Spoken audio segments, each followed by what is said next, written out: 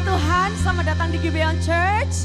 Senang sekali kita bisa beribadah dan diberi tubuh yang sehat hari ini, amin. Mari sama-sama kita bangkit berdiri. Sebelum kita memulai puji-pujian kita akan sama-sama membaca firman Tuhan yang diambil dari Mazmur 18 ayat 3, 31, 32, dan 47. Kita akan membacanya bersahutan. Saya akan memulai terlebih dahulu ya. Ya Tuhan, bukit batuku, kubu pertahananku dan penyelamatku. Allahku, gunung batuku, tempat aku berlindung, perisaiku, tanduk keselamatanku, kota bentengku. Saudara. Adapun Allah jalannya sempurna, janji Tuhan adalah murni. Dia menjadi perisai bagi semua orang yang berlindung padanya. Sebab siapakah Allah selain dari Tuhan? Dan siapakah gunung batu kecuali Allah kita Tuhan hidup? Sama-sama. Terpujilah gunung batuku dan mulialah Allah penyelamatku. Berikan sorak-sorai bagi Tuhan kita. Haleluya. Dia Tuhan yang layak dipuji. Namanya ditinggikan saudara. Angkat suaramu. Terpujilah namamu Tuhan. Kuat dan penuh kemuliaan. Satu suara kami nyatakan kebesaranmu tetap selamanya. Terpujilah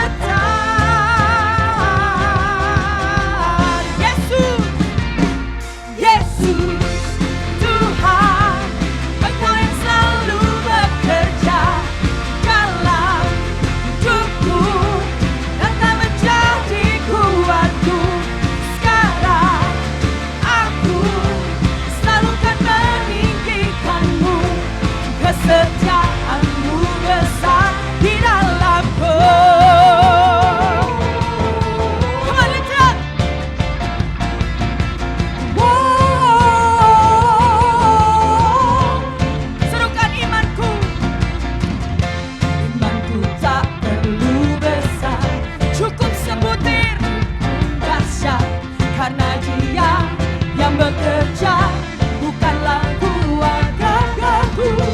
Ku tak takut, ku tak gentar, semua musuh gemetar. Semua musuh gemetar.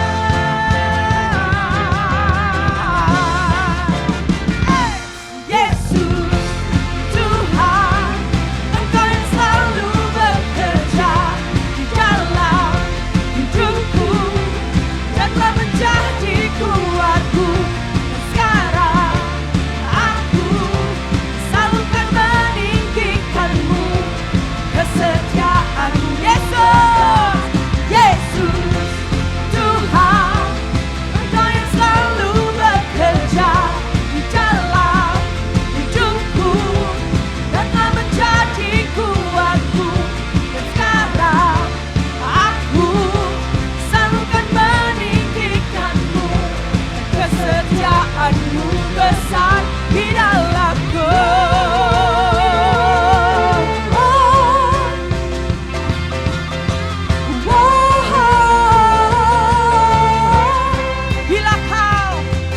Bila kau di sisiku, pada siapa ku takut, karena kaulah perisai dan kuatku.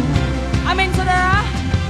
Bila kau di sisiku, pada siapa ku karena kaulah perisai dan kuatku.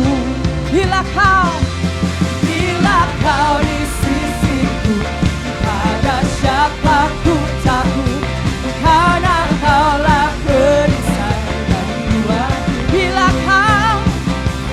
Bila kau di sisiku, pada siapa ku takut, karena kaulah perisai dan kuatku. Yesus Tuhan, Engkau yang selalu bekerja dalam hidupku dan telah menjadi kuatku. Dan sekarang aku selalu kan meninggikanmu, kesetiaanmu. Yesus, Yesus Tuhan, Engkau yang selalu bekerja dalam hidupku dan telah menjadi kuatku. Sekarang aku selalu kan meninggikanmu, kesetiaanmu besar di dalamku. Kesetiaanmu besar di dalamku. Kesetiaanmu besar di dalamku.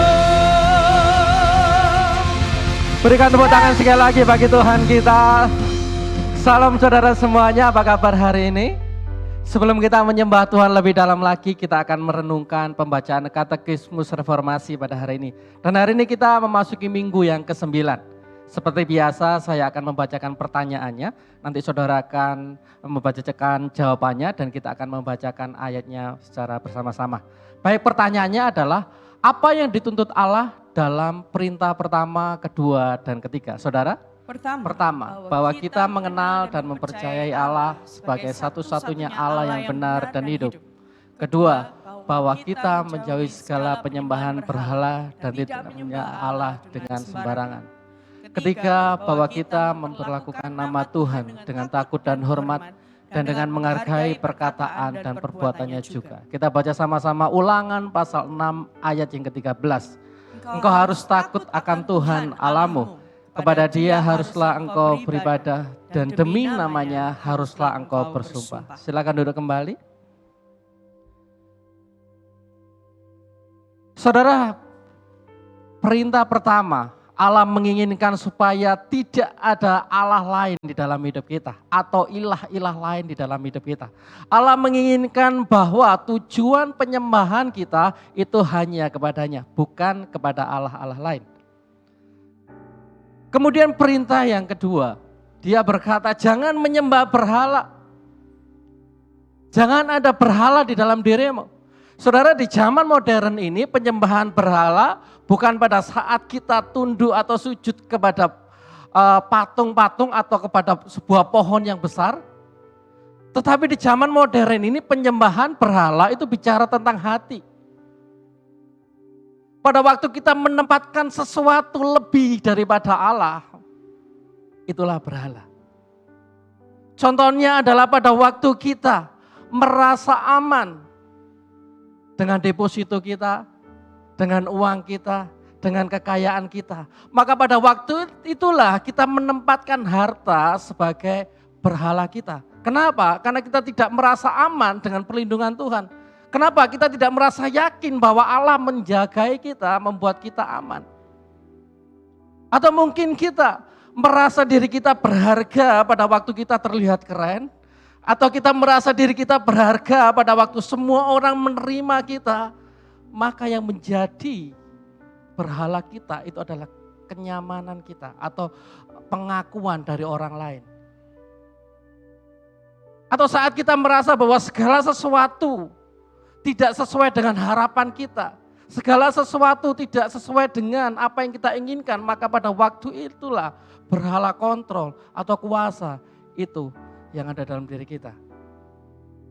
Tetapi saudara, saya percaya kita semua dari sini sering mendengar bahwa manusia itu adalah pabrik berhala. Benar? Manusia cenderung untuk selalu menyembah apa yang dia inginkan. Untuk itulah firman Allah berkata bahwa setiap hari kita harus mengkalibrasi hati kita. Setiap hari kita harus mengingatkan diri kita tentang Injil. Injil bicara tentang kasih Allah. Injil bicara tentang Sang Firman itu berinkarnasi menjadi manusia. Menyelamatkan kita, menebus kita. Sehingga kita mempunyai identitas baru. Kita menjadi anak-anak Allah. Kita menjadi kebenaran Allah karena pengorbanan Kristus. Dan Kristus harusnya cukup bagi kita. Amin. Dan yang ketiga, kenapa Allah meminta kita untuk kita supaya menghormati namanya, menghargai namanya. Saudara, kita diciptakan Allah untuk supaya kita bersekutu dengan Dia. Untuk supaya kita memuliakan Dia.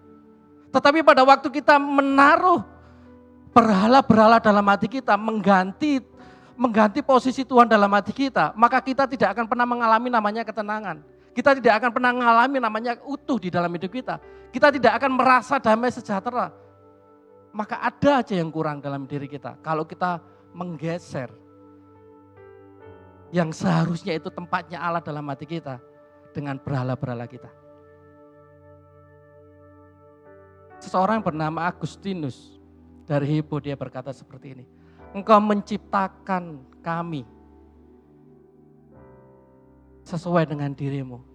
Dan hati kami tidak akan pernah puas sampai kami ada di dalammu.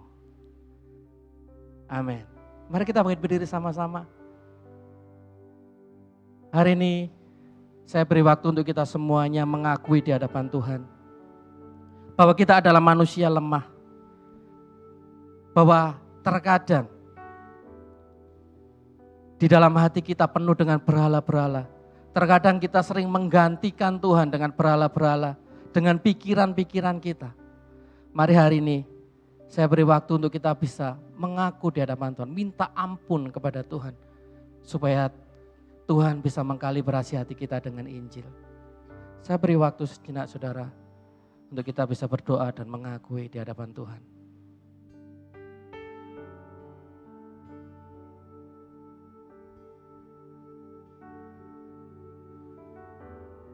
Terima kasih Tuhan buat anugerah-Mu. Buat kasih-Mu yang tidak pernah berhenti bagi kami. Terkadang kami meninggalkan Engkau, terkadang kami fokus kepada berhala-berhala kami. Tetapi Engkau selalu ada dan selalu menerima kami. Terima kasih buat pengorbanan-Mu. Karena kami diciptakan untuk memuliakan-Mu, untuk bersekutu dengan Engkau, untuk menikmati Engkau. Maka hati kami tidak akan pernah bisa tenang sampai kami berada di dalam-Mu Tuhan. Terima kasih buat anugerah-Mu dan kami berdoa hari ini di dalam nama Bapa, Putra dan Roh Kudus Allah Tritunggal yang Esa. Haleluya. Amin.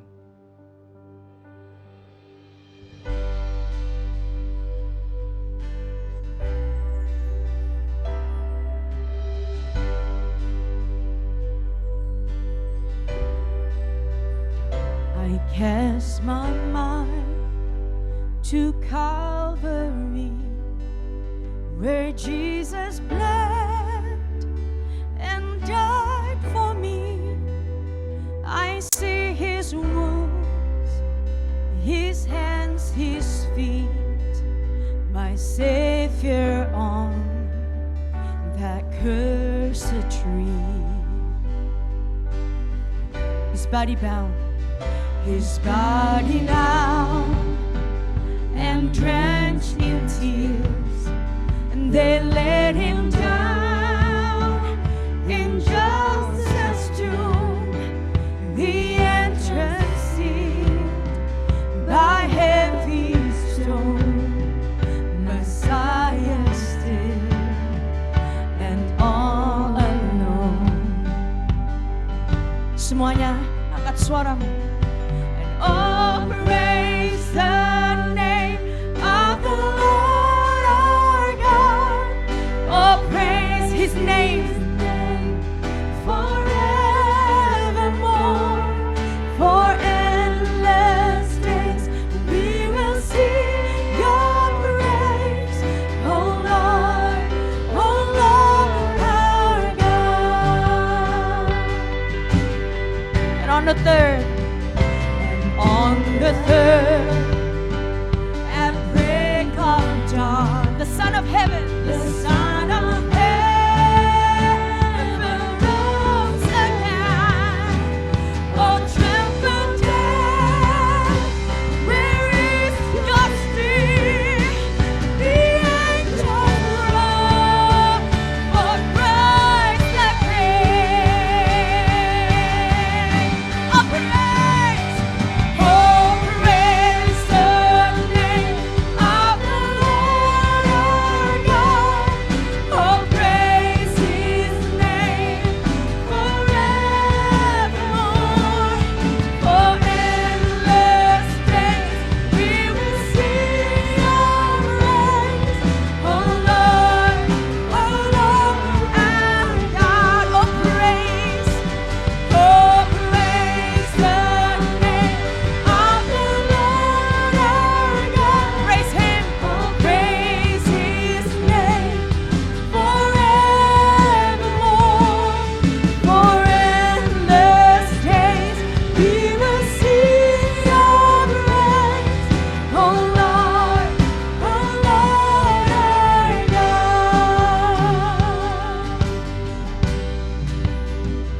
He shall return in robes of white, the blazing sun shall pierce the night, and I will rise among the saints. Yes, my gaze transfixed. Kita akan bertemu dengan dia suatu hari kelak.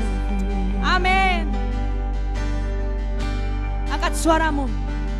Oh, praise the name of the Lord. Come on, lift it up. Praise his name. Yes. Forevermore. For endless days we will sing your praise, oh Lord our God. Semuanya katakan sama-sama, oh praise. Oh, praise the name of the Lord our God. Oh, praise his name forevermore. For endless days we will sing your praise, oh Lord our God. Oh, praise the name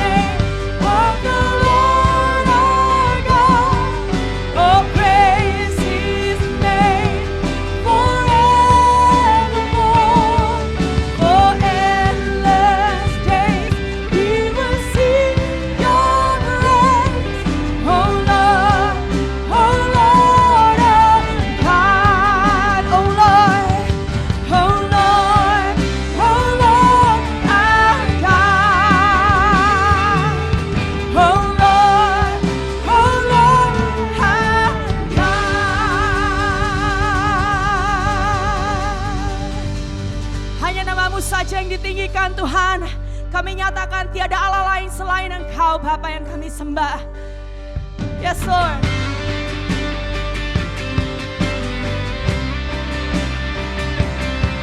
No one compares to you Lord Jesus.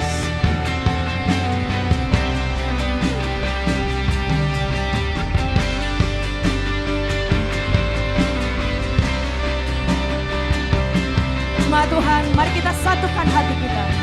Katakan Kau sungguh indah. Kau sungguh indah tiada taranya. Sungguh menakjubkan. Sungguh ajaib untuk dimengerti. Lebih dari semua yang ada. Hikmat-Mu tiada terselami. Kasih-Mu dalam tak terduga. Kau sungguh indah tiada taranya. Mulia dan berkuasa. Angkat suaramu, angkat tanganmu. Ku kagum hormat akan Engkau. Ku kagum hormat akan Engkau. Kau Allah yang layak dipuji. Ku kagum akan Engkau.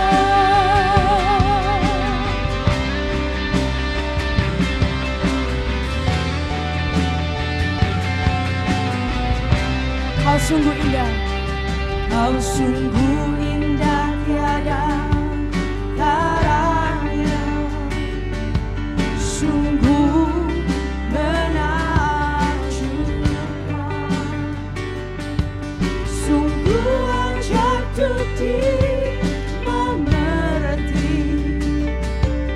Lebih dari semua yang ada. Amin. Hikmat-Mu tiada terselami. Dan kasih-Mu Tuhan, kasih-Mu dalam tak terduga. Kau sungguh indah tiada taranya. Mulia, mulia dan berkuasa. Ku kagum hormat akan Engkau. Ku kagum hormat akan Engkau. Kau Allah yang layak dipuji.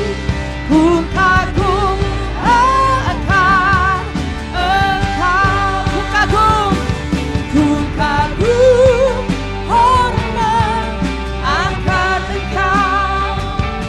Ku kagum hormat akan Engkau.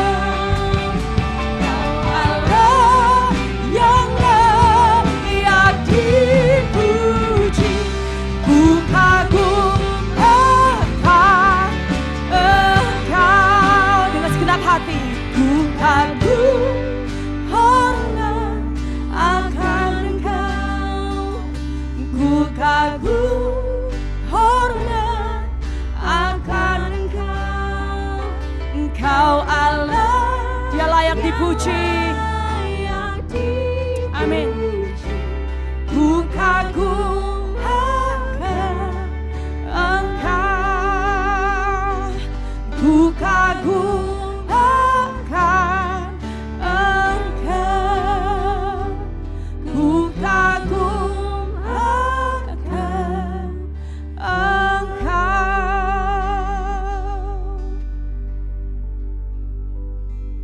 Bapa, semakin kami meninggikan Engkau, semakin mata kami tertuju kepadamu. Biarlah kami menjadi serupa, semakin seperti Engkau. Kami percaya Tuhan, kami akan menjadi serupa seperti siapa yang kami sembah. Biarlah kami terus memandang kepada keindahan salib-Mu. Kasih-Mu yang telah Engkau buktikan di atas kayu salib Tuhan. Saat kami justru terhilang, Engkau telah mati dan menebus hidup kami.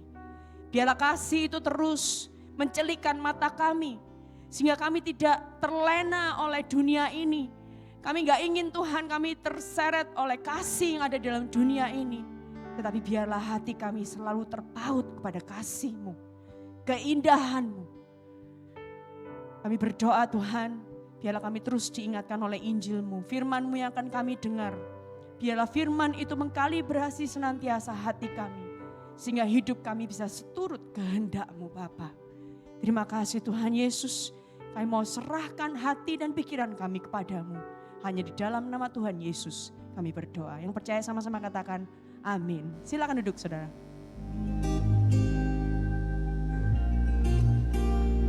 Tiba saatnya kita diberi kesempatan untuk memberi persembahan. Untuk menghindari kontak fisik, kami menyarankan Anda untuk dapat memberi dengan cara transfer ke rekening gereja yang kami cantumkan. Atau dengan cara scan QR Code melalui aplikasi-aplikasi yang ada di samping saya. Dan juga setiap Anda pasti sudah menerima kartu informasi Ways to Give di kursi masing-masing saat Anda datang. Segala informasi yang dibutuhkan untuk memberi ada dalam kartu tersebut. Dan bagi Anda yang mengalami kendala dengan sistem online ketika memberi, kami juga menyediakan amplop yang dapat Anda pakai untuk memberi secara tunai. Lalu, Anda dapat masukkan ke dalam kotak persembahan yang tersedia di pintu keluar saat Anda pulang nanti. Sekali lagi kita memberi bukan supaya diberkati, tetapi kita memberi karena kita sudah diberkati. Amin. Sebelum memberi, mari kita berdoa bersama-sama. Bapa di surga, kami mengucap syukur atas kebaikan-Mu, kami mengucap syukur atas penyertaan-Mu dalam hidup kami Tuhan. Pada kesempatan kali ini kami ingin memberi karena kami mengasihi Engkau, karena Engkau sudah mengasihi kami terlebih dahulu Tuhan. Biar kami memberi dengan sukacita Tuhan, karena ini dapat kami pakai bagi kemuliaan-Mu Tuhan. Terima kasih Tuhan, kami berdoa dan mengucap syukur hanya di dalam nama Tuhan Yesus Kristus. Amin. Selamat memberi. Hi Church, happy Sunday. This is Gibeon Weekly News.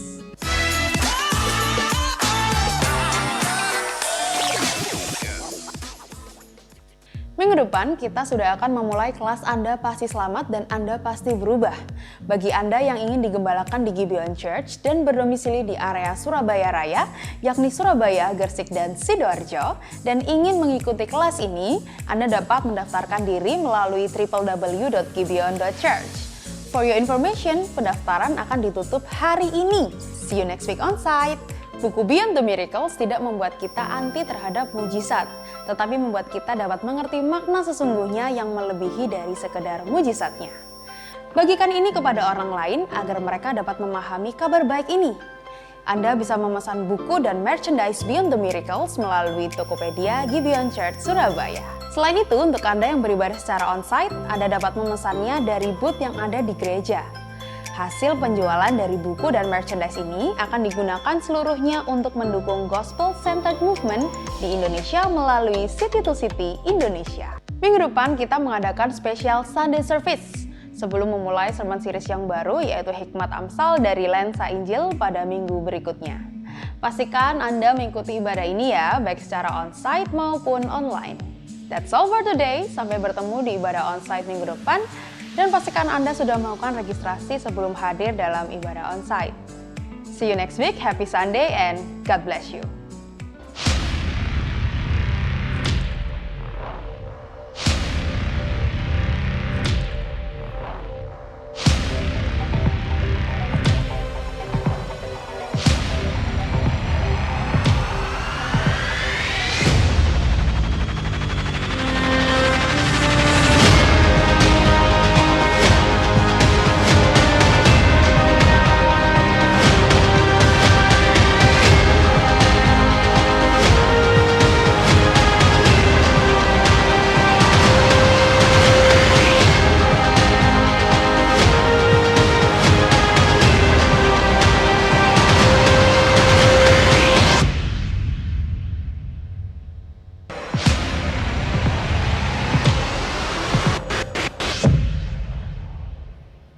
Alright, welcome saudara semua to church, welcome to Gibeon Church. Bagi saudara yang juga online, saya mau mengucapkan selamat datang. Untuk saudara yang onsite, berikan tepuk tangan untuk Anda semua yang tetap mengapresiasi tatap muka ya. Thank you so much for joining us. Dan sekali lagi saya mau mengingatkan, kalau saudara belum daftar virtual reality atau online church, kita akan menjawab banyak hal mengenai sisi teologis dan sisi filosofis kenapa kita masih terus mempertahankan tatap muka dan onsite itu adalah hal yang sangat alkitabiah. Welcome to Gibeon Church. Bagi saudara yang baru pertama kali joining us, termasuk teman-teman yang online, kita mempunyai hashtag bukan tempat untuk orang sempurna. Ini bukan keren-kerenan, tetapi diambil dari konfesi Reform Westminster yang berbicara bahwa kita semua nggak sempurna, tetapi kita memiliki Allah yang sempurna yang berinisiatif untuk menyelamatkan saudara dan saya, dan kita terus disempurnakan oleh kuasa Injil dan kasih karunia Allah. Yang setuju katakan amin. Amin. Dan juga saudara, ini adalah minggu yang terakhir kita akan buka booth untuk saudara yang mau mendapatkan buku Beyond the Miracles ya, makna di balik 7 mujizat Yesus. Dan ini adalah minggu yang terakhir dari khotbah berseri kita. Kita hanya membicarakan 3 mujizatnya, 4 mujizat yang lain. Bagaimana pembahasannya, saudara bisa beli buku ini. Ini satu pun gak ada yang masuk ke penulisnya, yaitu saya, atau bahkan ke Gibeon Church. Semua keuntungannya kami sumbangkan supaya ada gospel centered movement church planting. Jadi gereja, ada kegerakan gereja yang mempunyai gospel DNA. Kalau saudara mungkin ke Gibeon karena saudara merasa bahwa gereja ini sangat injili, sangat gospel center. Kami berdoa supaya ada banyak gereja-gereja yang seperti kita dan memiliki gospel center DNA di seluruh Indonesia. Udah mulai banyak saudara, tetapi masih belum cukup banyak. Karena itu kita mau lebih mengembangkannya melalui City to City Indonesia yang merupakan bagian dari Redeemer City to City yang di-founder, yang didirikan oleh Dr. Timothy Keller dari Redeemers Presbyterian Church di New York City. Kalau saudara tahu buku-bukunya, maka saudara udah tahu saya sering quote dia juga ya. Nah, sebelum saya masuk khotbah, saya juga ingin kita semua mengucapkan sampai jumpa lagi kepada rekan kita. Saudara mungkin sering melihat dia sering mengadakan katekismus reformasi ya, dia yang salah satunya ya. Dan mungkin kalau saudara punya anak di kids dan juga di youth, saudara akan tahu anak-anak saudara dilayani oleh dia. Kalau saudara masuk, mungkin dia pernah mengambil temperatur saudara, dia pernah juga melakukan registrasi dan yang lain-lain ya. Dia sudah ada di Usher, dia ada di APS APB, dia ada di kids, di youth, di umum ya. Dan beliau adalah salah satu dari mahasiswa dari Seminari Alkitab Asia Tenggara saat yang magang di tempat kita selama 1 tahun. Dan ini adalah minggu terakhirnya dia. Nah, hari ini kita mau mengapresiasi dia, kita mau berterima kasih kepada dia, dan kita menghargai selama ini dia sudah melayani kita semua dan melayani anak-anak saudara. Mari sama-sama kita berikan sambutan yang hangat. Tepuk tangan kita yang paling meriah untuk Willy Setiabudi. Come on. Yes. Thank you Willy. Willy sudah melayani kita selama 1 tahun dan juga bahkan terlibat di dalam care group. Bahkan di care group malah dapat jodoh. Wah, luar biasa ini saudara ya. Kita doakan ya, ini semua akan tetap lancar ya. Dan saya juga mau mengundang dari perwakilan dari Majelis Gibeon Church, Pak Yohanes. Dia akan memberikan cindera mata sebagai ucapan terima kasih kita dan tanda apresiasi kita terhadap Willy. Terima kasih Willy untuk selama ini ya. Berikan tepuk tangan saudara sama-sama. Kita pose sebentar ya, itu kameranya kita tunjukin. Nah ini ayo Dev. Ya. Sudah? Oke, kita doakan sama-sama, kita rentangkan tangan kita mendoakan Willy di dalam musim hidup berikutnya. Bapa di surga, kami mengucap syukur untuk pelayanan. Kami dapat berbagi hidup selama 1 tahun dalam pelayanan, berproses bersama, menjalin persahabatan. Kami tahu Tuhan selama 1 tahun ini Engkau sudah membekali Willy. Hidupnya yang masih muda, yang dia dedikasikan. Bahkan begitu serius dia masuk ke dalam seminari untuk melayani Engkau sepenuh waktu. Berikanlah sebuah konfirmasi demi konfirmasi, kemantapan untuk dia semakin menjalani panggilan hidupnya untuk memuliakan Tuhan. Dan biarlah Tuhan di masa-masa mendatang setiap pintu kesempatan, opportunity, Engkau akan berikan Willy tuntunan dan discernment kemana dia harus pergi. Dan kami percaya Tuhan di dalam setiap langkah hidupnya Engkau tuntun topang dia, biarlah dia tetap hidup untuk kemuliaan-Mu. Dan kami sangat mengapresiasi, we treasure the relationship, persahabatan yang kami miliki. Biarlah kami saling mengingatkan, saling menegur, dan saling encourage one another. Supaya kami terus hidup untuk menghidupi panggilan kami, tekun dan memberitakan Injil. Our friendship in the gospel is for a lifetime. Supaya kami bisa terus hidup untuk memberitakan Injil dan mengumandangkan suara Sang Gembala. Sehingga domba-domba yang hilang dapat mendengar suara Sang Gembala tersebut. Terima kasih Tuhan, we appreciate Him, bless Him, di dalam juga nanti musim-musim hidupnya yang mendatang, bahkan keluarganya, jodohnya, bahkan anak-anaknya, Engkau sudah sediakan yang terbaik untuk Willy. Kami berkati Willy di dalam nama Allah Bapa, Allah Putra, dan Allah Roh Kudus, di dalam nama Tuhan Yesus Kristus. Yang percaya sama-sama katakan, amin. Berikan tepuk tangan sekali lagi untuk Willy. Thank you so much Willy, God bless you ya. Terima kasih Pak Yohanes. Ya saudara, kita ada di minggu yang terakhir ya dari Khotbah Berseri. Minggu depan kita akan break 1 minggu dan kita akan memulai Khotbah Berseri yang baru dengan melihat kitab Amsal dari lensa Injil. Banyak sekali kita melihat Amsal dari lensa hikmat saja, tetapi kita mau lihat hikmat Amsal dari lensa Injil. Dan itu yang akan kita mulai 2 minggu dari sekarang. Nah, hari ini judulnya adalah mati adalah keuntungan. Hidup seperti apa yang mati itu adalah keuntungan. Biasanya mati itu bukan untung, justru orang rela bayar mahal supaya mempertahankan hidup. Orang rela mempertahankan kenyamanan, bahkan rela untuk jual segala-galanya untuk supaya dia dapat tetap hidup. Tetapi bagaimana mungkin Alkitab berkata bahwa mati adalah keuntungan? Nah, kita akan melihat dari mujizat Yesus membangkitkan Lazarus dan apa yang Yesus katakan mengenai dirinya sendiri. Kadang-kadang kita cuma berhenti sampai Yesus membangkitkan Lazarus dan kemudian kita lupa apa yang Yesus katakan mengenai dirinya dan makna di balik mujizat itu. Saya akan memulainya dengan sebuah cerita yang mungkin bisa menjadi sarkas atau satir buat kita semua, oke? Pada pertengahan bulan Mei yang lalu ada seorang yang namanya Eyang Subur, punya istri namanya Yati Pesik. Meninggal dunia karena diserang penyakit jantung, serangan jantung. Eyang Subur sudah berusia lebih dari setengah abad, selalu diperhatikan tetangganya. Ada yang menarik, karena beliau, Eyang Subur, selalu rajin pergi ke makam istrinya sebanyak 3 kali sehari.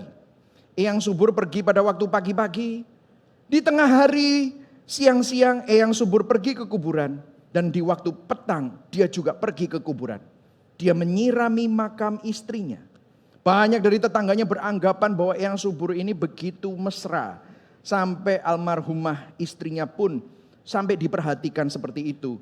Artinya mereka mengambil kesimpulan Eyang Subur begitu mencintai istrinya. Salah satu tetangganya penasaran. Saya sungguh kagum dengan Eyang, kata sang tetangga. Cintanya Eyang kepada almarhumah sungguh luar biasa. 3 kali sehari ke kuburan, menyirami kuburannya. Tidak banyak loh para suami yang sanggup berbuat seperti itu. Kemudian Eyang Subur sambil nyeruput kopi berkata, gini loh Pak, pada saat sebelum istri saya Yati Pesik menghembuskan nafas terakhirnya, almarhumah sempat pesan berwasiat kepada saya. Gitu, kalau saya mau kawin lagi, tunggu sampai kuburan saya penuh ditumbuhi rumput terlebih dahulu. Itulah sebabnya saya siram kuburannya supaya cepat tumbuh rumputnya. Saudara, inilah manusia, kecenderungan manusia kalau melakukan perbuatan baik itu selalu ada agendanya. Betul ya saudara ya? Wah, dari luar bisa saja kita ini kelihatannya sangat rohani dan dibungkus oleh hal-hal yang spiritual. Melakukan hal-hal yang kelihatannya sangat cinta Tuhan.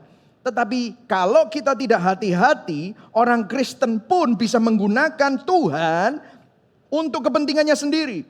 Banyak orang Kristen mau cari mujizat, mendapatkan kekayaan, mendapatkan berkat untuk dirinya sendiri dengan melakukan hal-hal yang rohani. Saudara, ibadah untuk apa? Saudara ke gereja untuk apa? Menyembah Tuhan untuk apa? Supaya dapat mujizat, dapat berkat, dapat rumah, dapat kesembuhan. Salah nggak? Well, kalau Anda berhenti di situ, maka Anda miss the point. Itulah sebabnya buku ini ditulis dari keresahan dan keprihatinan karena begitu banyak orang Kristen yang kelihatannya rohani, tetapi ternyata dia seperti eyang subur. Ada agenda di balik semuanya itu. Saudara, itulah sebabnya di Yohanes 20 ayat 30-31 berkata, memang masih banyak tanda lain yang dibuat Yesus di depan mata murid-muridnya yang tidak tercatat di kitab ini. Karena yang tercatat cuma 7. Tetapi ada banyak. Tapi ayat 31 dikatakan, tetapi semua yang tercatat di sini telah dicatat supaya apa, saudara? Kamu percaya bahwa Yesuslah Mesias Anak Allah. Dan supaya kamu oleh imanmu memperoleh apa, saudara?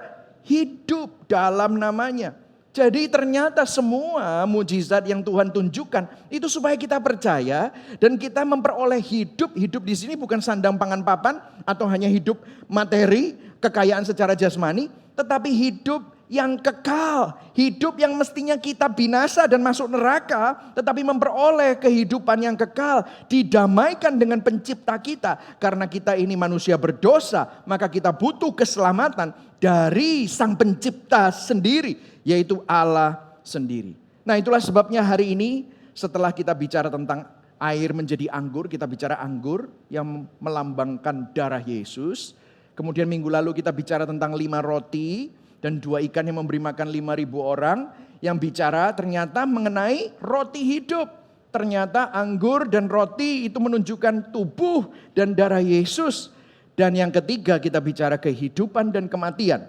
Dan hidup yang seperti apa yang adalah keuntungan. Nah, kita akan lihat situasinya, kita lihat mujizatnya, dan kita lihat signifikansi arti dari semua itu. Nah, saudara kalau mau baca, saya kasih PR.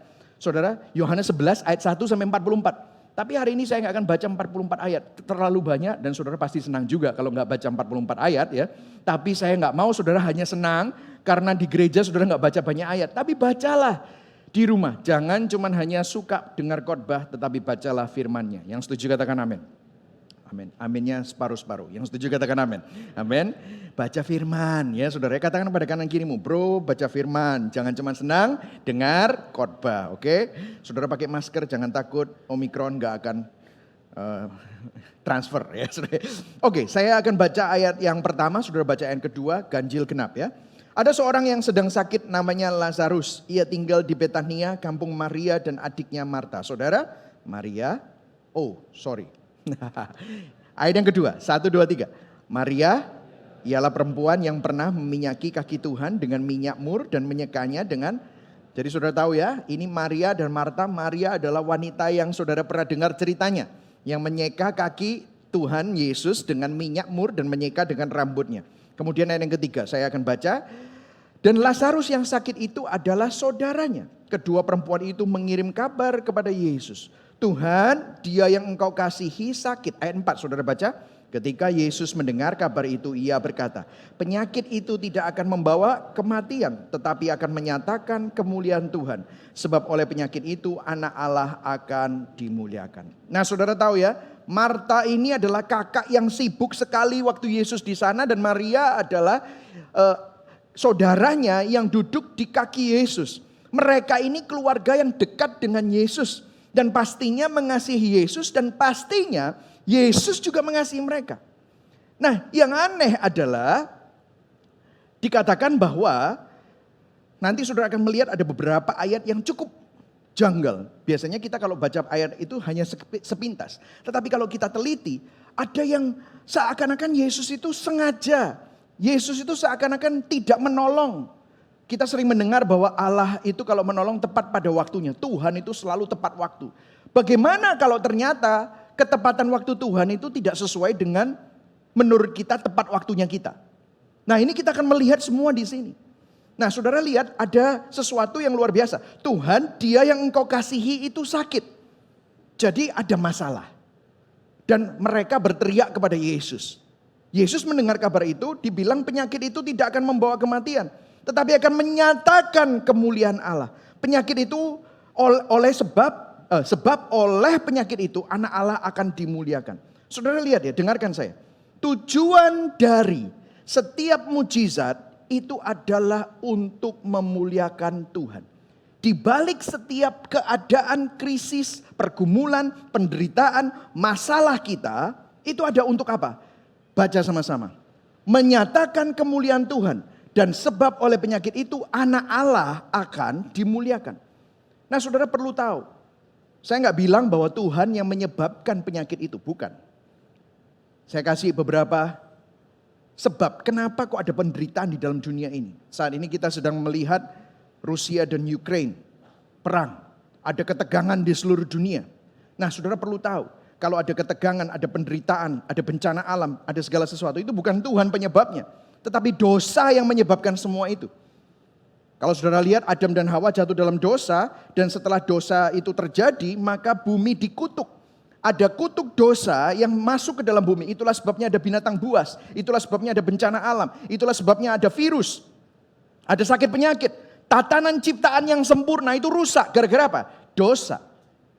Dan kemudian manusia jadi jahat. Kalaupun kita berusaha untuk hidup jujur, ada orang tidak jujur menipu kita. Kalaupun kita hati-hati, ada orang yang sembrono nabrak kita. Itulah keadaan dunia yang sedang jatuh dalam dosa. Jadi jangan kaget kalau hidup kita ini banyak penderitaan dan pergumulan. Justru yang mengejutkan kalau ada kebaikan sedetik pun atau secercah pun, itu adalah pemeliharaan Tuhan. Yang setuju katakan amin. Jadi bukan hanya karena kita hidup dalam dunia yang sudah jatuh dalam dosa, tetapi kita sendiri juga berdosa. Sehingga kita juga kena konsekuensi dosa. Saudara dan saya adalah makhluk yang selalu kecenderungannya dosa. Makanya kalau saudara mengalami masalah dalam hidupmu, coba diperiksa apakah itu karena konsekuensi kebodohanmu sendiri. Bisa terjadi saudara. Jangan marah sama Tuhan. Sebenarnya kita perlu bertobat. Tetapi puji Tuhan, di balik semuanya itu, di balik semua keadaan kita, kalau saya bisa kasih poin yang pertama adalah di balik semuanya apapun keadaan kita, Tuhan bisa pakai karena Tuhan selalu ingin menyatakan kemuliaannya di balik semua pergumulan kita. Yang setuju katakan amin. Ini sudah jelas di dalam firman-Nya. Itulah sebabnya saya selalu memakai Soli Deo Gloria itu benar-benar serius, saudara. Bukan cuma hanya perkataannya orang Injili atau perkataannya orang yang percaya Reform Theology atau hanya sekedar keren-kerenan saja, bukan. Tetapi semua pergumulan kita, apapun itu di baliknya selalu ada kebaikan Tuhan, selalu untuk kemuliaan Tuhan. Camkan itu, oke? Nah, seterusnya. Kemudian ayat 5 sampai ayat 6. Nah, ini yang janggal di sini kelihatannya ya. Saya nggak tahu saudara sering baca firman, tetapi mungkin kurang seksama. Kadang kalau kita baca Alkitab itu asal lewat. Tapi kalau kita baca ada sesuatu yang janggal. Coba kita lihat ayat 5. Saya baca ya. Yesus memang mengasihi Marta dan kakaknya dan Lazarus. Ayat 6, baca sama-sama. 1, 2, 3. Namun setelah didengarnya bahwa Lazarus sakit. Ia apa saudara? Sengaja tinggal 2 hari lagi di tempat di mana ia. Lucu ya? Seakan-akan Yohanes sang penulis kitab ini kayak nunjukin gini, Yesus memang mengasihi Maria dan kakaknya dan Lazarus. Maria, Marta dan Lazarus. Namun setelah didengarnya bahwa Lazarus sakit, ia sengaja. Saya nggak habis pikir saudara. Kalau saudara punya sahabat sakit, saudara dengar dia sakit dan saudara dekat sama sekali sama orang itu. Seperti saudara, apa yang saudara lakukan? Pasti saudara akan cari cara untuk ketemu sama dia, mensupport dia, bawain dia makanan, mendoakan dia. Kalau bahasa Surabaya nyambangi, ya kan? Kalau sekarang nyambangi ke menjenguk di hospital, saudara harus antigen dulu, swab, harus tunjukin sertifikat. Tapi kalau itu sahabat karibmu yang dimana saudara sangat mengasihi orang tersebut, saudara rela melakukan semua itu demi apa? Ketemu, aku ingin mensupport, betul atau tidak saudara? Tetapi ini lucu saudara, ini sengaja. Kenapa? Kok sengaja tinggal 2 hari lagi? Kan aneh, kok aneh? Apakah karena Yesus sibuk? Gimana kalau enggak kirim doa aja? Kalau saudara baca di salah satu mujizat Yesus, kalau nggak salah mujizat yang ketiga, ada anak pegawai istana, nggak even di visit sama Yesus, nggak even dijenguk sama Yesus, hanya dibilang anakmu sembuh. Kan bisa gitu, beres kan? Tetapi ini sengaja.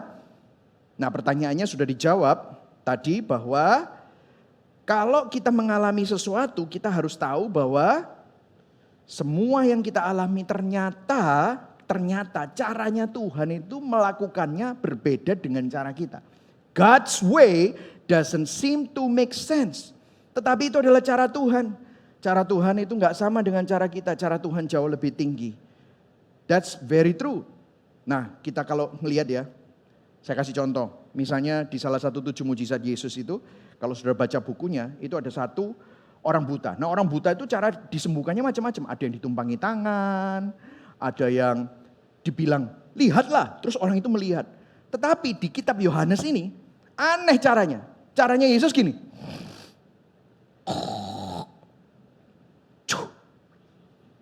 Terus habis itu dia jongkok, terus itu ludahnya diublek-ublek di tanah. Terus jadi lumpur. Ini ludahnya Yesus loh. Terus kemudian diambil lumpurnya, terus diteplokkan ke matanya orang buta itu. Kira-kira kalau saudara jadi orang buta itu kayak gimana? Bisa gak orang buta ini bilang, aku memang buta tapi aku masih punya harga diri ya. Betul atau betul?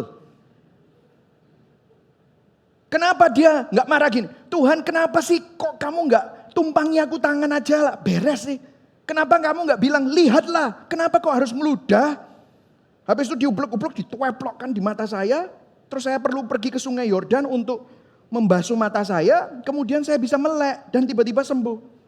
Let me tell you, cara Tuhan itu beda-beda kalau kerja. Makanya jangan bandingkan hidupmu dengan orang lain. Bagaimana Tuhan menolong orang itu. Terus saudara berharap cara Tuhan menolong saudara sama dengan orang lain itu. Saudara kalau lihat ya, cara Yesus melakukan mujizat gak ada yang sama. Kenapa? Kalau sama, nanti dititeni, saudara cari polanya dan dijadikan formula. Betul atau enggak?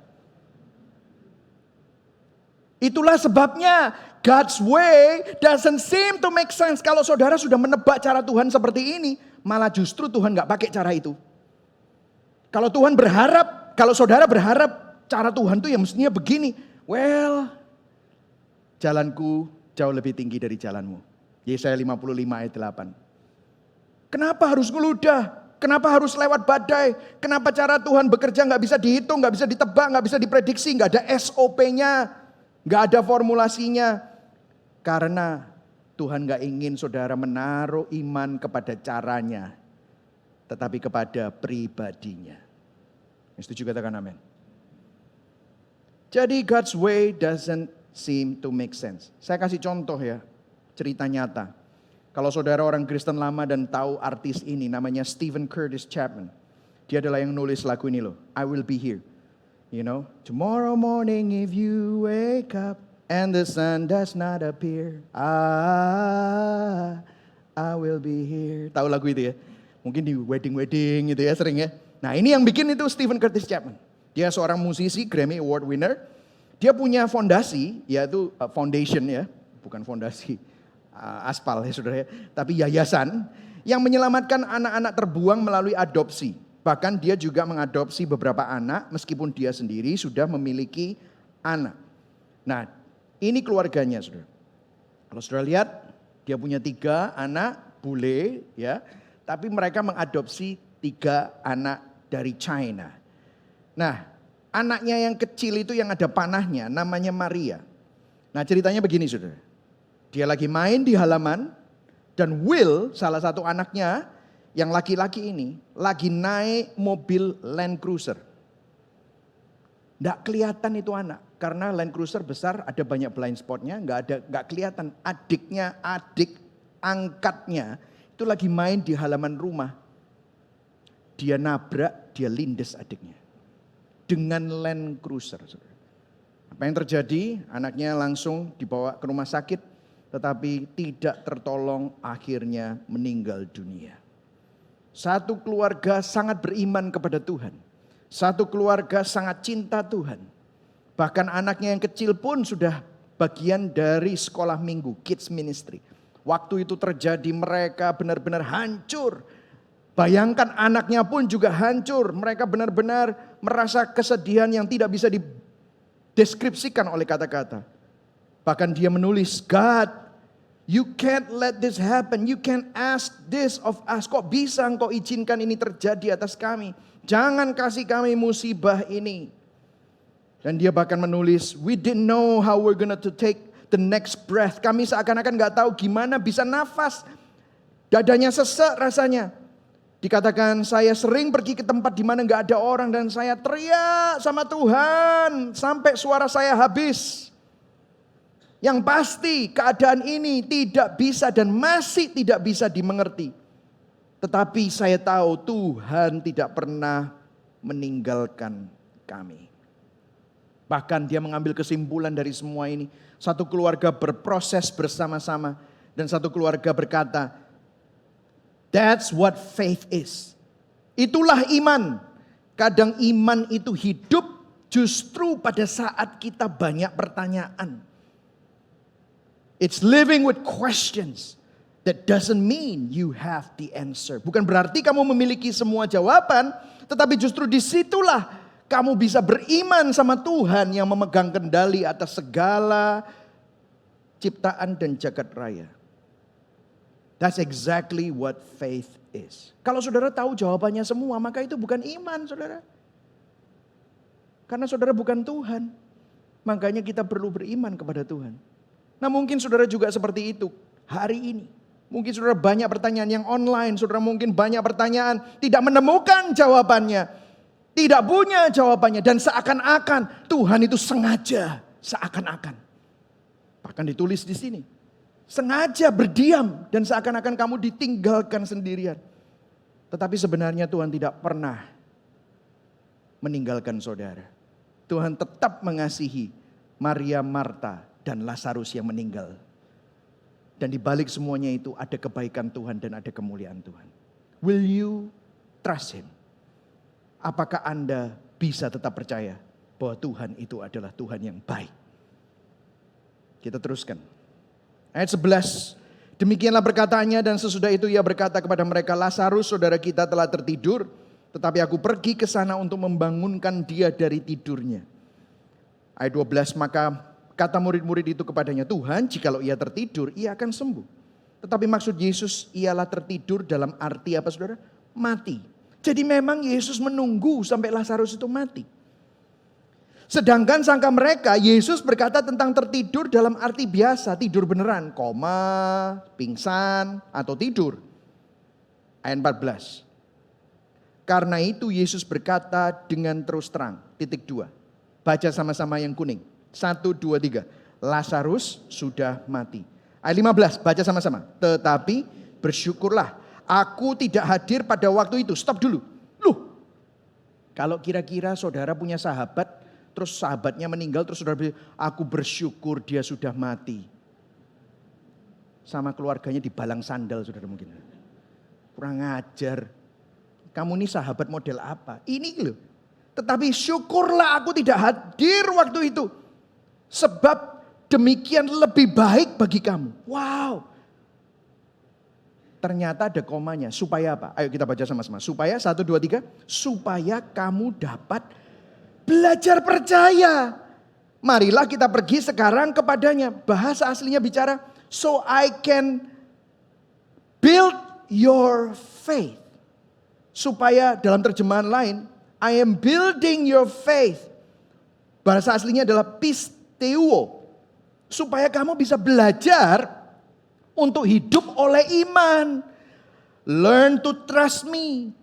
Saudara tahu Yesus sedang membangun iman murid-muridnya supaya mereka belajar untuk percaya kepadanya. Kenapa? Saya sampai baca beberapa komentari. Kenapa kata-kata ini ditulis di sana? Saya sampai baca beberapa komentari dan secara konsisten komentari-komentari itu mengatakan begini. Yesus mengatakan ini karena setelah Yesus naik ke surga, murid-muridnya akan mengalami penganiayaan, ancaman kematian, mengalami tekanan, dianiaya, bahkan mati martir.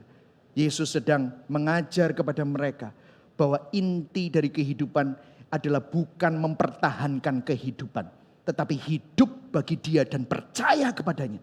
Bahkan meskipun kematian itu menimpa mereka, mereka tidak perlu takut karena mereka memiliki harta yang lebih besar daripada apa yang dunia tawarkan. Wow.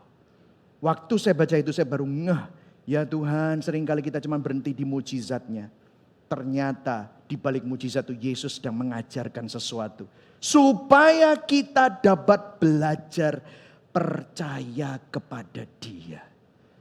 Saudara, saya nggak bisa prediksi apa yang akan terjadi di dunia. Tapi saya tahu satu hal, dunia nggak akan makin baik. Saya nggak bisa jadi seorang ahli ekonomi yang bisa memprediksi ekonomi 10 tahun ke depan. Tapi saya tahu Alkitab bicara apa. Semua yang akan digoncangkan, semua yang bisa digoncangkan, akan digoncangkan. Di mana imanmu? Tadi katekismus. Kita ini suka jadi penyembah berhala. Menaruh iman kepada hal-hal yang fana. Tetapi disinilah kita berproses untuk diajar supaya kita dapat belajar percaya kepada Tuhan.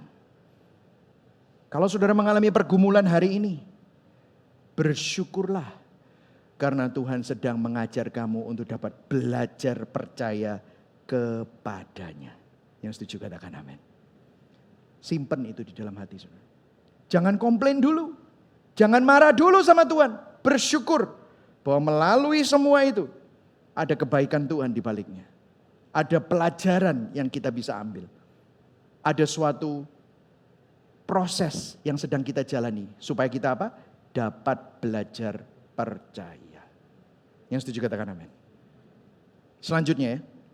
Kita lompat tadi ayat yang ke-15, kemudian kita lompat ayat 17. Maka ketika Yesus tiba, didapatinya Lazarus telah berapa saudara? 4 hari berbaring di dalam kubur. Nah saudara, saya kasih sedikit ilmu biologi bagi saudara yang dokter. Jangan mentertawakan saya hanya membacakan apa yang terjadi pada saat orang itu meninggal. Dalam waktu 4 jam tubuh Anda jadi kaku. Namanya rigor mortis. Jadi kaku. Darah Anda jadi kental, coagulate. Mengental. Dalam 24 jam mikroba atau bakteri mulai bekerja. Dan proses atas pembusukan atas tubuh terjadi. Dan dalam waktu 48 jam, 2 kali 24, mulai ada bau sulfurik. Semua organ saudara sudah busuk, tidak berfungsi, tidak bisa dipakai untuk menjadi organ donor. Dan setelah hari keempat, itu keadaannya sudah parah, baunya udah parah, tubuhnya sudah completely busuk. Bahkan dipercayai oleh kebudayaan Yahudi kalau sudah 4 hari sudah tidak mungkin orang itu bisa bangkit dan tidak mungkin jiwa atau rohnya itu masih melayang-layang di sekitarnya. Sudah tidak mungkin. Artinya dia benar-benar mati. Kemudian kita lompat ke ayat 20. Ketika Marta mendengar bahwa Yesus datang, dia pergi mendapatkannya, tetapi Maria tinggal di rumah. Stop dulu sampai di situ. 2 saudara wanita, yang satu sikapnya beda, yang satu sikapnya juga beda. Yang satu mendapati Yesus, yang satu gondok di rumah. Marah, Maria itu kecewa. Maria tinggal di rumah, percuma sudah 4 hari. Mungkin awal-awal dia masih mengharapkan ada kesembuhan. Awal-awal Yesus datang mengirim doa mungkin. Tapi enggak terjadi apa-apa. Mungkin hari pertama, hari kedua masih mengharapkan ada kebangkitan. Kalau sudah hari keempat enggak pernah ada tertulis di sejarah. Ada kebangkitan setelah hari keempat. Ayat 21. Maka kata Marta kepada Yesus, dan ini mungkin menjadi perkataan kita semua kepada Tuhan seringkali. Tuhan, sekiranya engkau ada di sini, saudaraku pasti tidak mati. Kalau dalam bahasa Inggrisnya beberapa terjemahan itu adalah ini. If only you were here on time. Sekiranya, seandainya, saudara, dari sini kita bisa lihat manusia itu paling pinter ya. Ngatur Tuhan. Ngomongnya coba kalau seandainya, sekiranya. Mana engkau Tuhan? Coba kalau aku gak harus kemo. Aku nggak kena kanker. Coba kalau orang tuaku nggak cerai. Coba kalau aku nggak kawin sama orang ini. Mungkin gitu saudara. Coba kalau aku nggak bisnis sama dia. Coba kalau aku nggak invest ke sana. Aku nggak mungkin terbelit hutang. Coba kalau aku sehat. Coba kalau aku nggak sakit. Apa yang menjadi if only saudara?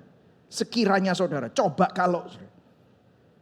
Seringkali kita ini selalu berdebat sama Tuhan mengenai hal ini. Tapi ingat gak, semuanya ini terjadi di ayat 4a itu. Supaya anak Allah dimuliakan. Supaya kemuliaan Tuhan dinyatakan. Itu semua. Jadi saudara, kita perlu ingat bahwa di balik semua pergumulan kita, Tuhan mau menyatakan kemuliaannya. Yang setuju katakan amin. Baca sama-sama yuk. Di balik pergumulan kita semua, kita baca apa? Kemuliaan Tuhan dinyatakan. Kristus dimuliakan. Amin saudara. Berat loh ngomong kayak gini. Tapi saya bukan mengajar saudara untuk saudara senang-senang aja. Tetapi saudara tahu kebenaran. Kalau saya nggak ngajar itu, saya nggak jadi gembala yang baik. Begitu juga teman-teman yang online. Mungkin ini tough to swallow. Susah untuk dicerna, tetapi ini adalah kebenaran firman Tuhan. Biarlah kebenaran itu memerdekakan kita semua. Nah, kemudian ayat 22.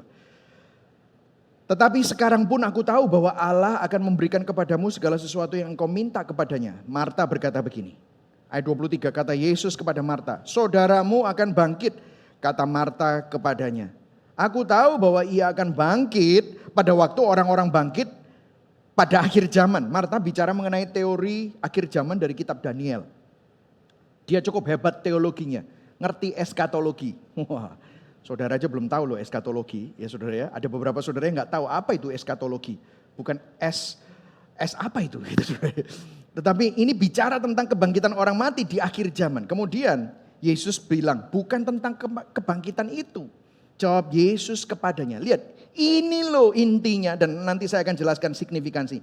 Jawab Yesus, kita baca sama-sama. 1, 2, 3. Akulah kebangkitan dan hidup. Barang siapa percaya kepadaku, ia akan hidup walaupun ia sudah mati. Dan setiap orang yang hidup dan yang percaya kepadaku tidak akan mati selama-lamanya. Percayakah engkau akan hal ini?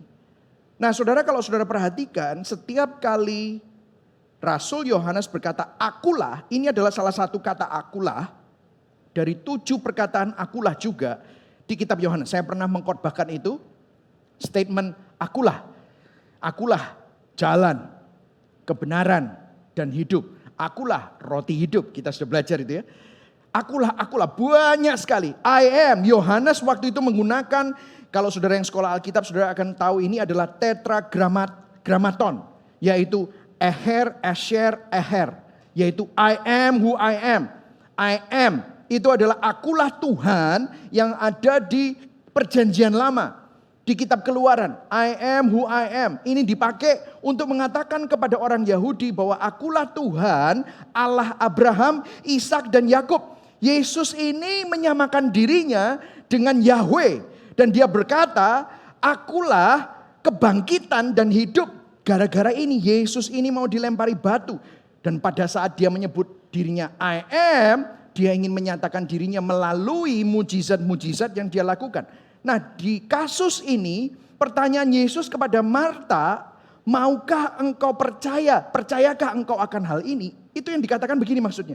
Marta, maukah engkau mempercayakan hidup Lazarus yang mati ke dalam tanganku? Yesus mau ngomong gitu sama Marta.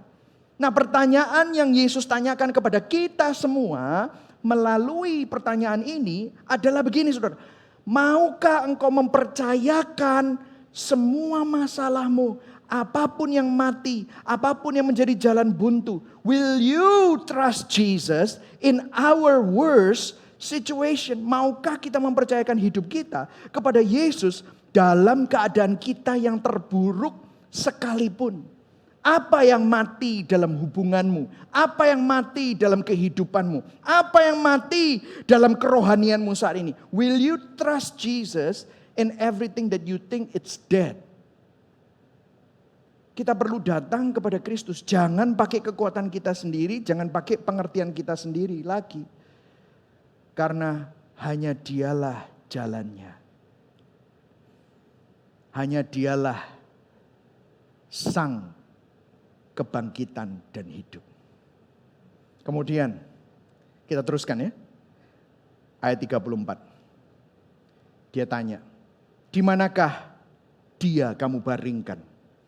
Jawab mereka, "Tuhan, marilah dan lihatlah."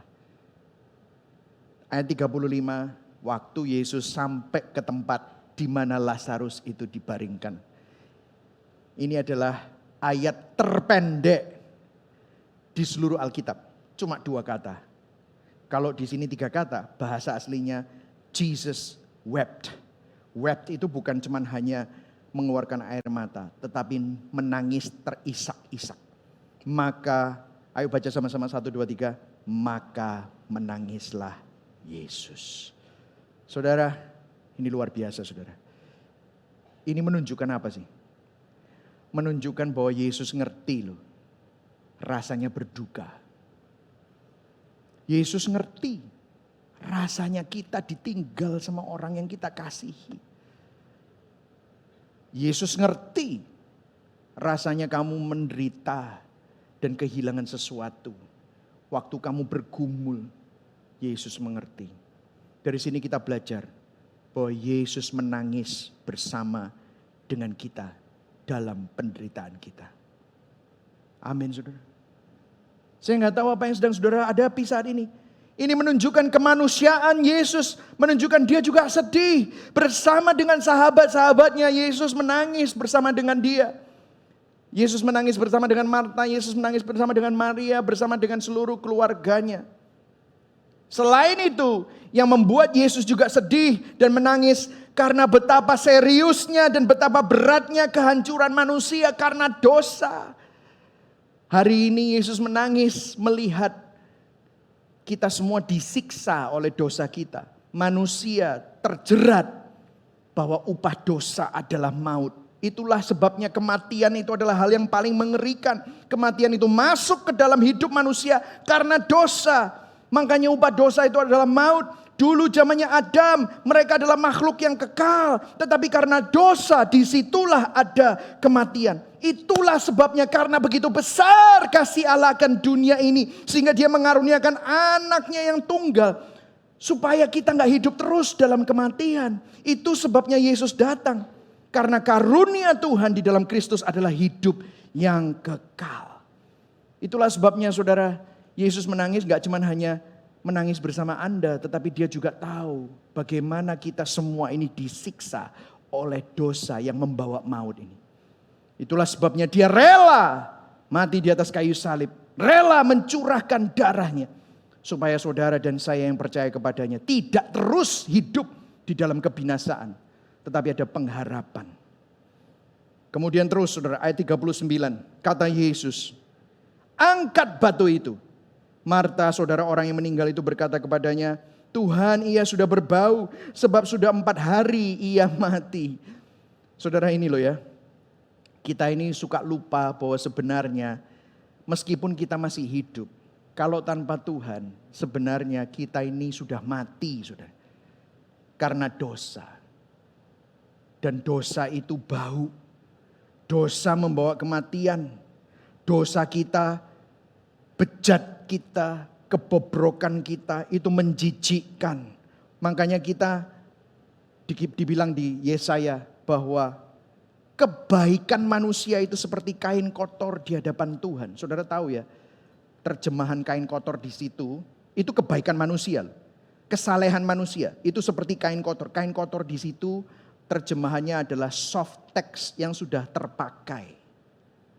Saudara pernah ngelihat soft text yang sudah terpakai? Saudara mau kasih jadi hadiah buat orang. Itu adalah sesuatu yang menjijikan dan sesuatu yang menghina. Waktu kita datang kepada Tuhan dan kita pikir kita bisa kasih sesuatu kepada Tuhan. Dan itu berasal dari kita sendiri. Gak bisa. Itu menjijikkan, itu bau. Tapi puji Tuhan, tidak ada dosa yang terlalu bau yang Tuhan tidak bisa ampuni. Tidak ada hidup yang mati yang Tuhan tidak bisa bangkitkan.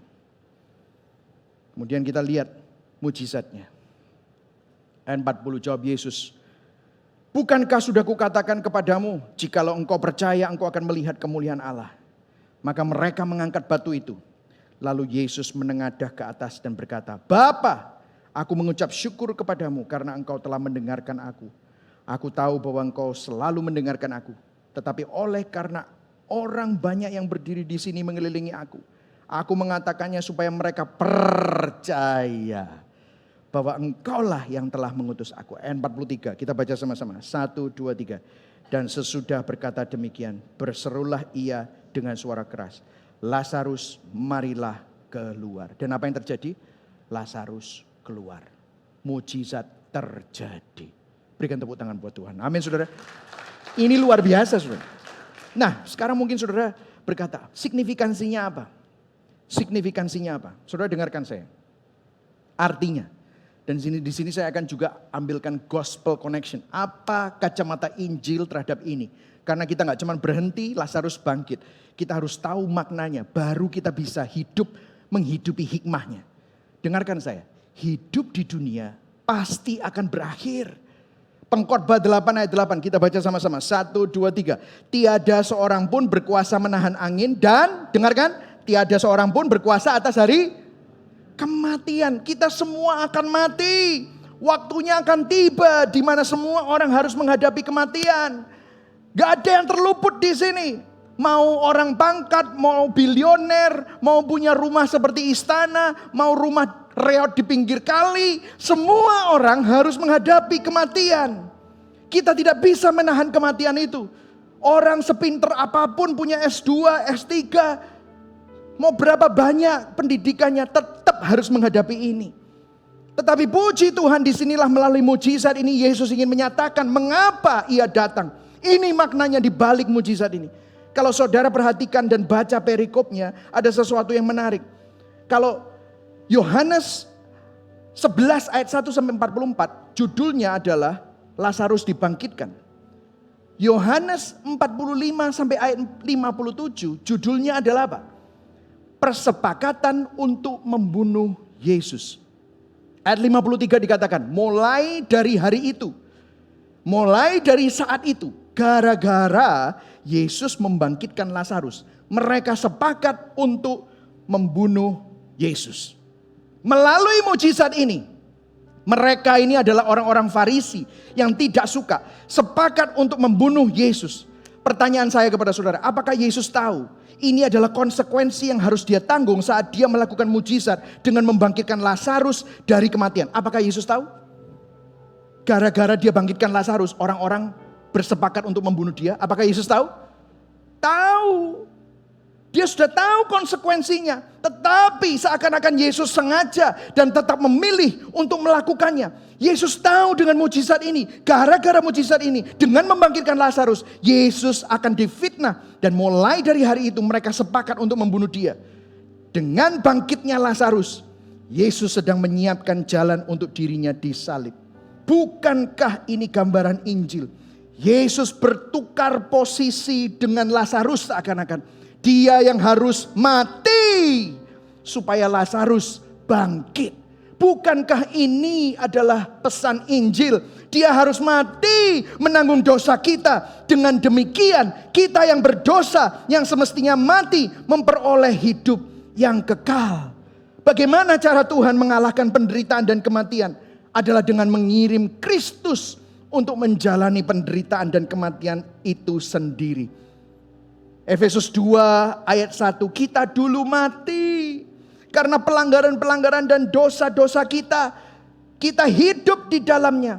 Tetapi ayat 4, Efesus 2 ayat 4, tetapi Allah, but God, inisiatifnya bukan dari manusia, inisiatifnya dari Tuhan. Tetapi Allah yang kaya dengan rahmatnya, oleh kasihnya yang besar, yang sudah dilimpahkan kepada kita, telah menghidupkan kita bersama-sama dengan Kristus. Meskipun kita telah mati di dalam kesalahan-kesalahan kita, oleh kasih karunia kita diselamatkan. Cara Tuhan mengalahkan penderitaan dan kematian Dia mengirim dirinya sendiri untuk menjalani penderitaan, untuk menjalani kematian itu sendiri. Hanya di dalam iman Kristen, Tuhan begitu peduli untuk menebus umatnya, sehingga Tuhan sendiri yang menderita bagi umatnya. Kalau ada orang yang tanya, apakah Tuhan peduli dengan penderitaan saya? Apakah Tuhan peduli dengan pergumulan saya? Apakah Tuhan peduli dengan tangisan saya? Saya mau katakan ya, karena dia menangis bersama dengan saudara. Dia sendiri menjalaninya, dia sendiri mengalami penderitaan. Dia peduli dan dia mengerti. Kalau saudara komplain, aku ditinggal sendirian, Yesus juga ditinggal sendirian. Aku gak punya rumah. Firman Tuhan berkata, anak manusia tidak mempunyai tempat di mana dia bisa meletakkan kepalanya untuk tidur. Aku dikhianati. Yudas mengkhianati Yesus. Petrus menyangkali Yesus 3 kali. Pada waktu aku mati, gak ada yang nungguin aku. Semua murid-muridnya 3,5 tahun bersama dengan dia. Gak ada satupun yang ada di kaki salib Yesus. Cuma ibunya sama Yohanes. Yohanes ada di sana karena dia nemenin ibunya Yesus. Mungkin saudara mengalami apa yang orang lain tidak bisa mengerti. Tapi saudara gak bisa bilang, Tuhan gak ngerti. Tuhan mengerti. Tuhan peduli. Bagaimana hidup yang mati ini adalah keuntungan. Dengarkan saya. Kematian Kristus jadi keuntungan bagi kita yang percaya kepadanya. Kalau kita percaya kepada Kristus, kematianmu, kamu gak perlu takut. Kebangkitan Kristus jadi pengharapan pasti bagi kita yang percaya kepadanya. Kenapa? Karena dia mendampingi saudara dan saya. Saudara gak pernah ditinggalkan. Dengarkan saya, ada sesuatu yang menarik ya. Saya perlu sebutkan ini. Dalam situasi ini, reaksi Yesus terhadap Marta dan Maria itu beda. Marta dan Maria, dengarkan saya, yang online dengarkan saya. 2 saudara perempuan dengan situasi yang sama, keadaan yang sama, saudaranya sama yaitu Lazarus. Mereka bahkan memiliki pertanyaan yang sama. Betul gak saudara? Namun dalam kasus Marta, Yesus berkata-kata kepada Marta seakan-akan Yesus memberikan teguran saat mengungkapkan kebenaran kepada Marta. Tetapi dalam kasus Maria, Yesus hanya menangis bersama dengan Maria. Kok beda ya? Kenapa ini? Karena dia adalah penasehat yang ajaib. Saudara masih ingat ada nama Yesus ada 4. Bapa yang kekal, Allah yang perkasa, Raja damai, dan yang terakhir apa? Penasehat yang ajaib. Karena dia adalah penasehat yang ajaib. Maksudnya apa? Tuhan tahu apa yang kita butuhkan tepat pada waktunya. Ada kalanya saudara ini butuh ditegur. Dan Tuhan kasih teguran. Tapi ada kalanya saudara butuh pelukan. Dan Tuhan kasih pelukan. Dan Tuhan nangis bersama dengan saudara. Tuhan merekuh semua kerapuhan kita. Tuhan tahu apa yang kita butuhkan dengan dosis yang tepat. Urutan yang tepat. Waktu yang tepat. Itulah tanda kesolidaritasan Tuhan terhadap penderitaan manusia. Dia enggak duduk di atas hanya melihat kita dalam penderitaan kita dan suruh kita untuk bertahan. Enggak. Dia juga turun, melakukan, menjalani, menghadapi penderitaan yang kita semua alami. Itulah sebabnya Yesus berkata, akulah kebangkitan dan hidup. Percayakah engkau akan hal ini? Pertanyaannya hari ini kepada saudara, mau enggak engkau percayakan hidupmu sama Tuhan? Ada sebuah ilustrasi terakhir, saudara, saya akan tutup. Dr. Barnhouse mempunyai istri meninggal waktu anaknya masih kecil. Anaknya yang masih kecil nanya, karena mereka satu keluarga Kristen, Dr. Barnhouse is actually a teolog reform juga. Yesus sudah mati buat dosa-dosa kita, Papa. Kenapa kok kita masih harus mati? Kenapa kok Mama harus mati? Dr. Barnhouse sampai gak bisa ngomong apa-apa. Kemudian dia disalib oleh sebuah truk. Bergerak melewati mereka. Saat truk itu berlalu, ada bayang-bayang truk itu menyapu mobil mereka.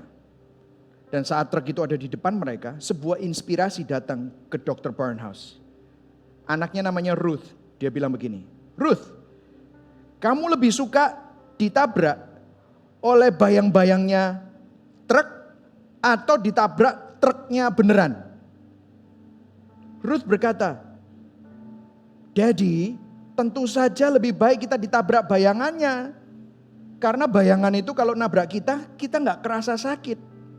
Dr. Barnhouse berkata, 2000 tahun yang lalu, truk namanya kematian dan penderitaan ditimpakan dan ditabrakkan kepada Tuhan Yesus.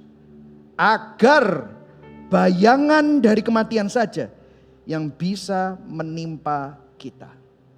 Mamamu tidak ditabrak oleh kematian itu sendiri. Dia hanya ditabrak bayangannya. Satu hari nanti kita akan ketemu lagi dengan mama. Karena mama sudah bersama dengan Yesus. Kematian itu tidak perlu ditakuti lagi. Wow. Dengarkan saudara. Tanpa Kristus kita lahir sekali. Tapi mati 2 kali. Kenapa? Karena kematian kedua adalah kematian kekal. Tetapi di dalam Kristus, saudara lahir pertama, lahir dalam dosa. Tetapi waktu Nikodemus tanya sama Yesus, apa yang aku harus lakukan untuk mendapatkan hidup yang kekal? Yesus berkata, kamu perlu dilahirkan kembali. Waktu kamu dilahirkan kembali, itu kelahiran yang kedua. Kalau kamu mati secara jasmani, itu cuman hanya bayangan dari kematian. Karena kamu akan hidup untuk selama-lamanya. Bagi kita yang hidup, kuasa Injil itu bukan untuk membuat orang jahat jadi baik, orang baik jadi makin baik. Tapi kuasa Injil itu membuat orang mati dalam dosa jadi hidup. Orang yang tercengkeram maut dibebaskan dari maut dan memperoleh hidup yang kekal. Saat kita hidup bagi Kristus dan bukan untuk yang fana, kematian jasmani menjadi apa? Keuntungan bagi kita. Karena apa? Kematian jasmani itu membuka pintu kepada kehidupan yang kekal. Amin, saudara. Pertanyaannya, mau gak saudara percaya sama Yesus? Mau gak saudara mempercayakan hidup saudara sama Yesus? Semua kehidupan di dunia ini fana, sia-sia, sementara. Semua yang Anda pikirin sampai Anda gak bisa tidur akan binasa. Semua yang saudara tabung untuk beli, jam tangan, mobil, rumah, gadget, semua akan jadi rombengan. 50 tahun lagi jadi barang kuno, barang antik.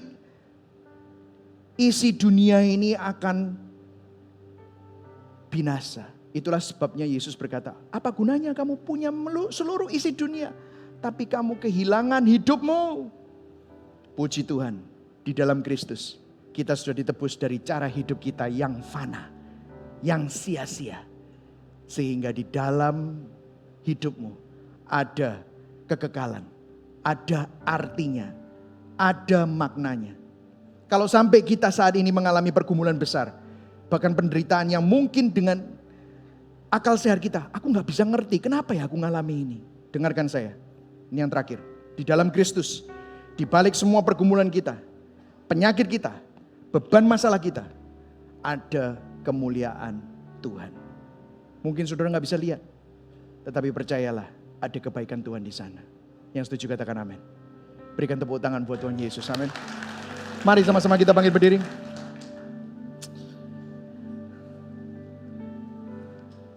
Saya mau kita baca ayat yang terakhir. Saudara tahu Rasul Paulus bilang gini.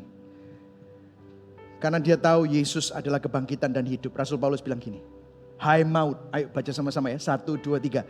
Hai maut, di manakah kemenanganmu? Hai maut, di manakah sengatmu? Sengat maut ialah dosa dan kuasa dosa ialah hukum Taurat. Ayat 57, baca semua yang keras. Tetapi syukur kepada Tuhan yang telah memberikan kepada kita kemenangan oleh Yesus Kristus Tuhan kita. Berikan tepuk tangan buat Tuhan kita. Amin. Makanya ya saudara, setiap kali saya melayani kebaktian penghiburan, mengalami kebaktian tutup peti, bahkan pernah mendampingi orang sampai orang tersebut mengembuskan nafas terakhir. Ada suatu ketenangan di dalam setiap orang yang menaruh iman di dalam Yesus. Karena dia tahu, kematian bukan akhir dari segalanya. Justru membukakan pintu dari sesuatu yang lebih indah daripada apa yang dunia tawarkan. Hidup seperti apa? Yang kalau mati itu cuan. Yang kalau mati adalah keuntungan. Ini loh cuan yang sesungguhnya, bukan cuanisasi itu, saudara. Ini loh yang sesungguhnya. Karena itu semua buktinya mana? Gak ada, saudara. Tetapi kalau di dalam hidup, hidup yang oleh Kristus, hidup yang karena Kristus, hidup yang di dalam Kristus, hidup yang untuk Kristus. Amin, saudara. Mari sama-sama kita berdoa. Bapa di surga, tidak ada yang terkecuali hari ini. Bahkan hamba-Mu yang menyampaikan, tertegur. Seringkali kami menaruh iman kami pada hal-hal yang fana. Tapi hari ini kami bertobat Tuhan di hadapan-Mu. Ampuni kami Tuhan. Hari ini kami mau jujur. Kami mau datang kepadamu. Kami seringkali memanfaatkan Engkau untuk mendapatkan sesuatu yang kami mau. Tapi kami lupa. Kami mempunyai Tuhan yang begitu peduli sama kami. Seringkali kami komplain kanan dan kiri. Kami berkata bahwa gak ada seorang pun yang ngerti apa yang kami lalui. Kami lupa bahwa Engkau mengerti. Engkau pernah menangis. Engkau menangis bersama dengan kami. Engkau menjalani penderitaan yang kami alami bahkan lebih parah dari semua itu. Tapi puji Tuhan, Engkau juga menang atas kematian. Engkau menang atas penderitaan. Engkau mengalahkan dunia. Sehingga kami yang ada di dalam Kristus memiliki pengharapan pasti. Hari ini Tuhan, kami mau menaruh kepercayaan kami dan mempercayakan hidup kami, mempercayakan semua area hidup kami yang mungkin saat ini seakan-akan mati. Kami taruh ke dalam kedaulatan-Mu. Kami taruh biarlah Engkau yang berkarya. Kami gak mampu Tuhan. Kami terbatas. Tapi kami tahu Engkau adalah Tuhan yang maha kuasa. El Shaddai. Engkau adalah Tuhan yang tidak terbatas. Kalau saudara setuju dengan apa yang saya baru sampaikan, saudara angkat tangan saudara. Sebagai tanda pertobatanmu, Tuhan kau lihat tangan-tangan yang terangkat. Baik yang ada di online maupun di onsite. Kami mau mendeklarasikan kami setuju dengan Engkau. Biarlah kami tidak hidup untuk hal-hal yang fana dan sia-sia. Kami sadar bahwa kami sudah ditebus dari cara hidup kami yang fana dan sia-sia yang kami warisi dari nenek moyangmu. Dan kami bukan ditebus dengan emas perak yang fana, tapi oleh darah-Mu sendiri. Biarlah kami hidup. Hidup yang mati adalah keuntungan. Hidup oleh Kristus, karena Kristus, dalam Kristus, dan untuk Kristus. Kami terus kagum, kami terus hormat, kami terus sadar bahwa kasih-Mu bersama dengan kami, mendampingi kami. Saat kami mengangkat tangan ini adalah tanda bukan kami yang pegang tangan-Mu, tapi tangan-Mu yang pegang kami. Dan tidak pernah Engkau melepaskan kami sedetik pun. Saudara terima ini. Apapun yang sedang saudara hadapi, apapun yang menjadi tangisanmu, Tuhan ada di sana. Apapun yang sedang menjadi pergumulanmu, Tuhan menggendongmu, memelukmu bersama dengan Engkau. Immanuel. Terima kasih Tuhan. Mari sama-sama saudara kita arahkan hati dan tangan kita kepada Tuhan yang menyelamatkan, memelihara dan menopang kita. Kita akan akhiri kebaktian ini. Jemaat yang dikasihi Kristus, Tuhan memberkati engkau dan melindungi engkau.